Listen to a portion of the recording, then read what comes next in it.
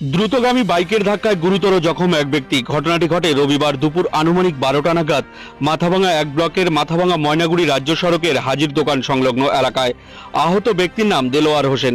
প্রত্যক্ষদর্শীরা জানান, মাথাভাঙার দিক থেকে শিকারপুরগামী একটি দ্রুতগতির বাইক রাস্তার ধারে দাঁড়িয়ে থাকা ওই ব্যক্তিকে সজোরে ধাক্কা মারে। বাইকের ধাক্কায় দেলোয়ার ছিটকে গিয়ে গুরুতর জখম হয়। রক্তাক্ত অবস্থায় স্থানীয়রা দেলোয়ারকে মাথাভাঙা মহকুমা হাসপাতালে নিয়ে আসে। খবর পেয়ে ঘটনাস্থলে ছুটে যায় মাথাভাঙা থানার পুলিশ ও স্থানীয় বাসিন্দারা বচসায় জড়িয়ে পড়ে।